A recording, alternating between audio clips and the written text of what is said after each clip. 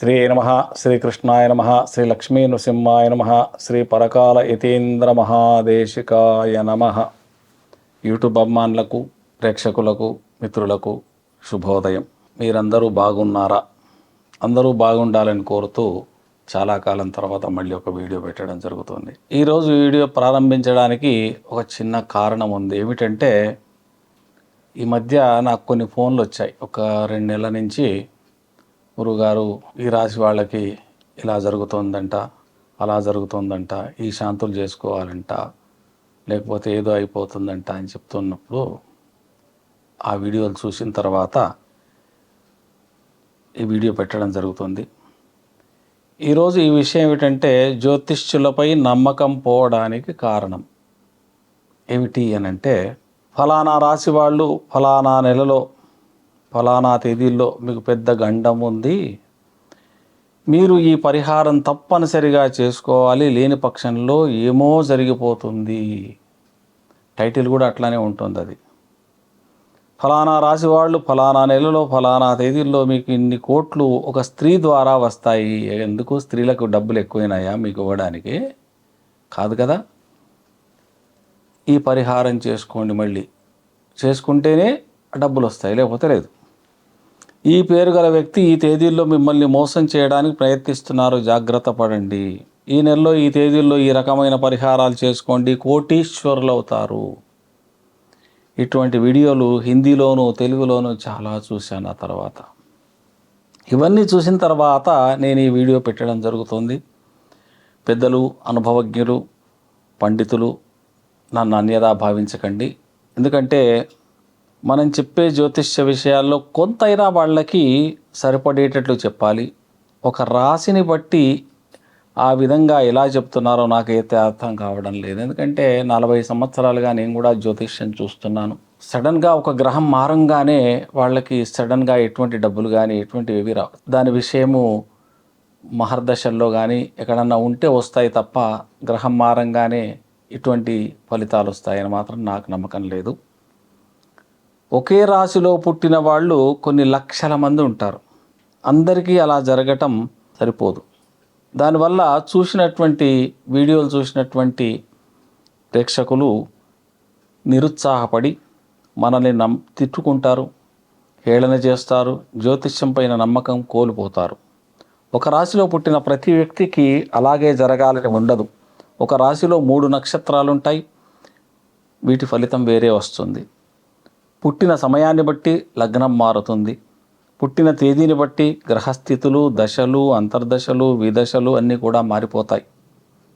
గోచారం ఎంతవరకు అనుకుంటే ఎక్కువలో ఎక్కువ 5 నుంచి 10% మాత్రమే ఫలితాలు రావడానికి ఆస్కారం ఉంది. గ్రహాలు పరివర్తనం చెందినప్పుడు, అంటే గ్రహం ఒక రాశి నుంచి ఇంకో రాశిలోకి ప్రవేశం చేసినప్పుడు జాతకంలో మార్పులు కనిపిస్తాయి. కానీ అంత సడన్గా కోట్లు, 3 కోట్లు, 5 కోట్లు అంబానీకే మీరు అప్పించేంత స్టేజ్కి వస్తారు, ఇటువంటి డైలాగులు కావు. అదే సమయానికి దశలు కూడా మంచి ఫలితాలు ఇచ్చినప్పుడు ఈ యొక్క గోచారము సపోర్ట్ చేసి ఇంకా కొంచెం ముందుకు తీసుకెళ్తుంది తప్ప, ఒక గోచారంలోనే అన్ని ఫలితాలు వస్తాయని మాత్రం చెప్పకండి. నేను ఎవరిని కూడా ఉద్దేశించి మాట్లాడడం లేదు. మన జ్యోతిష్యం, మన సనాతన ధర్మంలో ఉన్నటువంటి 4 లక్షలకు పైగా శ్లోకాలతో కూడుకున్నటువంటి మహాజ్యోతిష్యాన్ని అవహేళన చేయకుండా చూసుకోవడమే మన ధర్మం, మన డ్యూటీ. దాన్ని మనం ఎంతవరకు వీలైతే అంతవరకు సత్యాన్ని పలికే ప్రయత్నం చేద్దాం. వాళ్ళు చూస్తారా చూడరా మనకు అవసరం లేదు, కానీ మనం చెప్పేది మాత్రం సత్యమై ఉండాలి. నాకు ఒక వ్యక్తి ఫోన్ చేసి, స్వామి, నేను ఒక వీడియో చూశాను, అందులో మా రాశి వాళ్ళకి అద్భుతంగా ఉందన్నారు, కానీ నాకు మాత్రం అనారోగ్యంతో తిరిగిన హాస్పిటల్ లేదు, విపరీతంగా ఖర్చులైపోతున్నాయి, జాతకాన్ని నమ్మొచ్చా నమ్మకూడదా? ఇంకొకరు ఫోన్ చేసి, ఈ రాశి వాళ్ళు ఈ తేదీల్లో కోట్లు వస్తాయని చెప్పారు, దానికి కాను వ్యతిరేక ఫలితాలు కనిపిస్తున్నాయి, అప్పులు దొరకక బాధపడుతున్నాను, నేను అయోమయంలో ఉన్నాను. ఇంతలో మీ వీడియో ఒకటి కనిపించింది. మిమ్మల్ని నేను సబ్స్క్రైబ్ చేసుకోలేదు, కానీ మీ వీడియో కనిపించింది. మీరు 2 నుంచి 4 గంటల మధ్యలో మీరు ఫోన్ చేస్తే ఫ్రీ సర్వీస్ ఇస్తానని చెప్పారు. అందుకే ఈరోజు చూద్దాం, మీకు ఫోన్ చేద్దామని చేశాను. వేరే వాళ్ళకు ఫోన్ చేస్తే మొదలే డబ్బులు లేవు, మళ్ళీ అపాయింట్మెంటు ఫీజు ఇవ్వాలని చెప్పారు. అందుకనే మీది చూసిన తర్వాత కొంచెం నమ్మకం కలిగింది మనకు. ఇటువంటి సమయాల్లో ఇటువంటి వీడియోలు కూడా ఉన్నాయి అని చెప్పి నాకు ఫోన్ చేయడం జరిగింది. నేనే లిఫ్ట్ చేశాను. చేసిన తర్వాత మళ్ళీ నమ్మకం లేదు వాళ్ళకి, నేనే ఫోన్ ఎత్తానని. కానీ అయ్యా నేనే మాట్లాడుతున్నాను చెప్పండి, కావాలంటే వీడియో కాల్ చేసి చూడండి అన్నాను. తర్వాత వాళ్ళకి చెప్పి కొన్ని పరిహారాలు చెప్పడం జరిగింది. మీ దగ్గరలో ఉన్నటువంటి పురోహితుల్ని పిలుచుకొని ఈ ఫలానా శాంతి చేయించుకోమని చెప్పాను. ఆ విధంగా వాళ్ళకి ధైర్యం చెప్పాను. వాళ్ళు చాలా సంతోషపడ్డారు. మన ప్రేక్షకులు సంతోషంగా ఉంటేనే మన వీడియోలు బాగా నడుస్తాయి. అది మాత్రం జ్ఞాపకం పెట్టుకొని మనం వీడియోలు పెడితే జ్యోతిష్యానికి మనం అన్యాయం చేయకుండా ఉన్నవాళ్ళం అవుతాం. ఎందుకంటే ఒక మనిషి పుట్టిన తర్వాత 4 విధాలుగా మనం చూసుకోవాల్సి వస్తుంది. ఒకటే విధం కాకుండా 4 విధాలుగా చూడాల్సి వస్తుంది. మనం ఒక సర్కిల్ గీసుకొని, నేను ఫోటో పెడతాను, దాన్ని 4 భాగాలు చేస్తే 25%. ఆయుష్యం ఎంత ఉంది అనేది పక్కన పెడితే ఆయుష్యాన్ని 4 భాగాలు కనుక చేసుకుంటే 100 ఇయర్స్ నేను వేసుకున్నాను ఇక్కడ.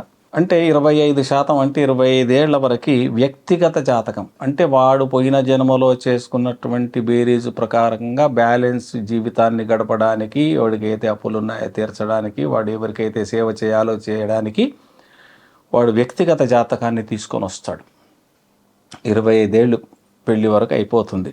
అయిపోయిన తర్వాత వాడు పూర్వజన్మలో చేసేటటువంటి బ్యాలెన్సులన్నీ కూడా మిగతా 25 నుంచి 50 ఏళ్ల వయసులో చేస్తాడు. ఇది 100 సంవత్సరాలు ఉన్నప్పుడు.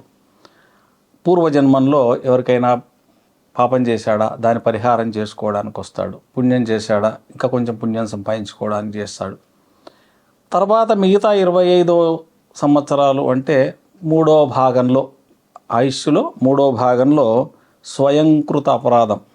ఈ 25 నుంచి 50 ఏళ్ల మధ్యలో ఏదైతే ఉందో ఒకరిని మోసం చేయడం, మళ్ళీ వచ్చినప్పటి నుంచి మళ్ళీ ఇంకోటి మోసం చేయడం, ఇంకా పాపాలు చేయడం, ఇవన్నీ చేసేసరికి దీన్ని అనుభవించాలి మళ్ళీ ఇక్కడ. ఇది కలియుగంగా ఇక్కడే అనుభవించడానికి ఆస్కారం ఉంది. దీన్ని అనుభవించడానికి ఎవరో భార్యాభర్తల్లో అన్యోన్యం లేకుండా వాళ్ళిద్దరి మధ్యలో గొడవలు పెట్టి చేశాడనుకోండి, వీడు కూడా దాన్ని చూస్తాడు. ఎవరినైనా హేళన చేశాడు, వీడు కూడా హేళన పాలవుతాడు. ఇటువంటివి ఈ స్వయంకృత పాప పుణ్యాల ఏజ్లో మీరు అనుభవిస్తారు. ఇక 4వది పితృదోషాలు.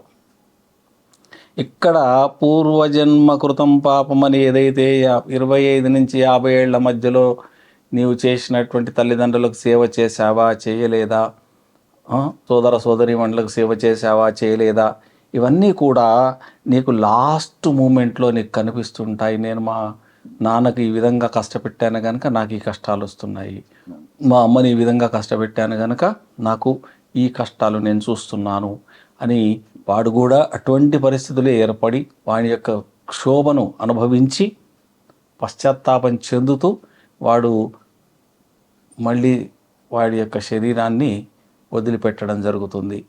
అందుకనే ఇక్కడ 10% అంటే ఈ 100%లో 10% మాత్రమే గోచారం ఫలితాలు వస్తాయి. 5 నుంచి 10, నేను 10 వేశాను, కానీ 5 నుంచి 10% వరకు మాత్రమే గోచార ఫలితం ఇస్తుంది.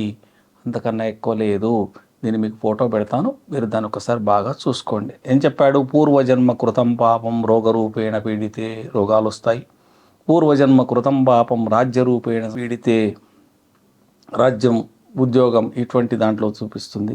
పూర్వజన్మ కృతం పాపం ధనరూపేణ పీడితే ధనం విషయంలో కూడా చాలా బాధపడాల్సి వస్తుంది. పూర్వజన్మ కృతం పాపం మృత్యురూపేణ పీడితే. ఈ విధంగా 4 రకాలుగా మనం విభజించి చూస్తే మనం ఏం చేసామనేది మనకే తెలుస్తుంది. గోచారం అనేది జస్ట్ 10% మాత్రమే ఫలితాలు ఇస్తుంది, అంతకన్నా ఎక్కువ పోదు. వాళ్ళు చెప్పిన రాసులలో నేను కూడా దాంట్లో ఉన్నాను. మరి నాకు అటువంటి ఫలితాలు ఏం సంభవించలేదు కనుక నేను కూడా దాంట్లో ఒక లిస్ట్లో ఉన్నటువంటి వాడిని. నా రాశి ఏమిటి అనేది నేను చెప్పే అవసరం లేదు, కానీ నేను చూసినటువంటి రాసుల్లో నా రాశి కూడా ఉంది. మరి అటువంటి ఫలితాలు అయితే నాకు రాలేదు. అందుకనే ఇవన్నీ మీరు జ్యోతిష్యులు మహాపండితులు ఉన్నారు, వాళ్ళని నేను తప్పు పట్టడం కాదు. ఇటువంటి వీడియోలు మాత్రం తంబునైల్ అది పెడుతున్నారు కదా, అది పెట్టకండి. అట్లా చూసుకోండి మీ జాతకం అని చెప్పండి. ఈ విధంగా ఉంటుంది. ఒక 10%, 15% ఒక మంచి స్థితిలో ఉన్నటువంటి గ్రహం అయితే ఇంకా కొంచెం ఎక్కువ పర్సెంట్ వస్తే రావచ్చు. కానీ మరి 11, 12, 13 తేదీల్లో మీరు కోటీశ్వరులు అయిపోతారు. 3 రోజులలో కోటీశ్వరులు అయితే మిగతా జాతకాలు ఏం చేయాలి పాపం? ఎక్కడి నుంచి వస్తాయి వాళ్ళ కోట్లు? బ్యాంకులు దోపిడీ చేస్తే తప్ప ఇంకేం రావు.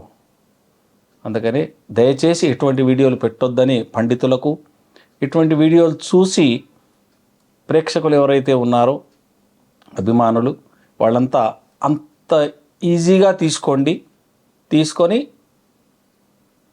ఆ గ్రహానికి సంబంధించినటువంటి మీరే జపం కానీ, తపం కానీ, హోమం కానీ ఏదైనా చేసుకుంటే మీకు మంచి ఫలితాలు వస్తాయి తప్ప దాన్ని చూడంగానే మీరు టెంప్ట్ అయిపోకుండా ఆలోచించండి, ఎట్లా వస్తాయి అని ఆలోచించండి. ఆలోచించి దానికి నిర్ణయం తీసుకోండి. జై శ్రీకృష్ణ.